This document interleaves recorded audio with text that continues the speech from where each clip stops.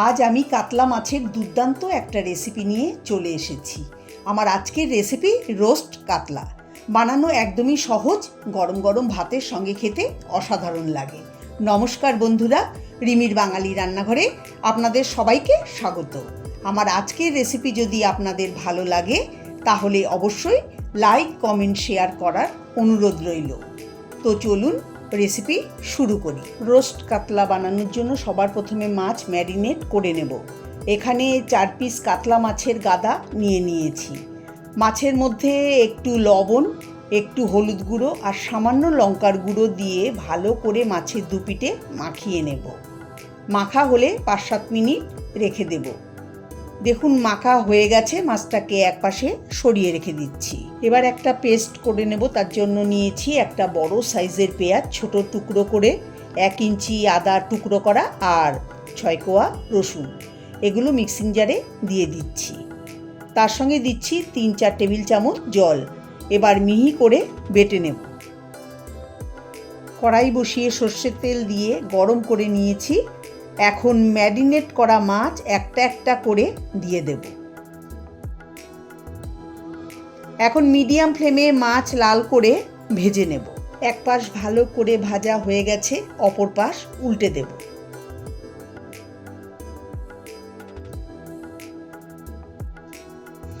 এইভাবে উল্টে পাল্টে মাছগুলোকে লাল করে ভেজে নিতে হবে। মাছগুলো ভাজা হয়ে গেছে, এখন তুলে একটা প্লেটে রেখে দিচ্ছি। দেখুন মাছগুলোকে এরকম লাল করেই কিন্তু ভাজতে হবে। কড়াইয়ের ওই তেলে 1 টেবিল চামচ ঘি দিয়ে গরম করে 2টো তেজপাতা, 2 টুকরো দারচিনি, 3টে ছোট এলাচ, 2টো লবঙ্গ দিয়ে লো ফ্লেমে 30-40 সেকেন্ড ভেজে নেব। ফোড়নের থেকে সুন্দর গন্ধ বেরোলে পেঁয়াজ, রসুন, আদার পেস্ট দিয়ে দেব। এখন লো ফ্লেমে 3-4 মিনিট ভেজে নেব। ততক্ষণে একটা বাটিতে হলুদ গুঁড়ো 1/2 চা চামচ, শুকনো লঙ্কার গুঁড়ো 1/2 চা চামচ আর কাশ্মীরি লঙ্কার গুঁড়ো 1/2 চা চামচ অল্প জল দিয়ে মশলাটা মিশিয়ে নেব। এদিকে পেঁয়াজ, আদা, রসুন ভাজা হয়ে গেছে। এবার বাটিতে তৈরি করা মশলা দিয়ে দেব। 3-4 মিনিট লো ফ্লেমে মশলা কষিয়ে নেব।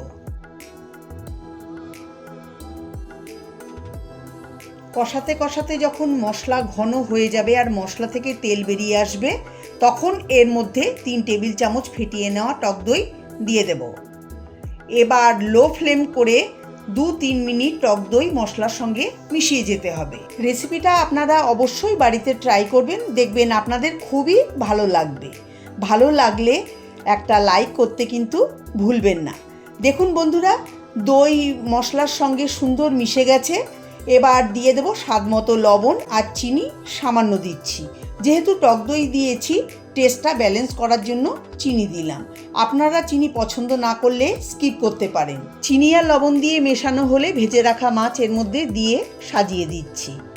হালকা হাতে মশলার সঙ্গে মাছ মিশিয়ে দেব। এর মধ্যে জল দেব না, যেহেতু এটা রোস্ট কাতলা তাই জল দেওয়া যাবে না, এটা মাখো মাখো হবে। মাছ দিয়ে মশলার সঙ্গে মেশানো হলে দিয়ে দেব 4টে চেরা কাঁচা পাকা লঙ্কা। এখন গ্যাসের ফ্লেম লো করে 1-2 মিনিট ফুটিয়ে নিলেই তৈরি রোস্ট কাতলা। গ্যাসের ফ্লেম বন্ধ করে এখন আমি গরম গরম পরিবেশন করে নিচ্ছি। আমার আজকের এই রেসিপি আপনাদের কাছে কেমন লাগলো অবশ্যই জানাবেন। যদি ভালো লেগে থাকে তাহলে আপনারাও বাড়িতে অবশ্যই একবার ট্রাই করে দেখতে পারেন। আশা করি আপনাদেরও ভালো লাগবে। ভালো লাগলে লাইক, কমেন্ট, শেয়ার করার অনুরোধ রইল। আমার চ্যানেলে নতুন বন্ধু হয়ে থাকলে চ্যানেলটাকে অবশ্যই সাবস্ক্রাইব করবেন, পাশে থাকা বেল আইকন সমেত। সবাই ভালো থাকবেন, সুস্থ থাকবেন। নমস্কার।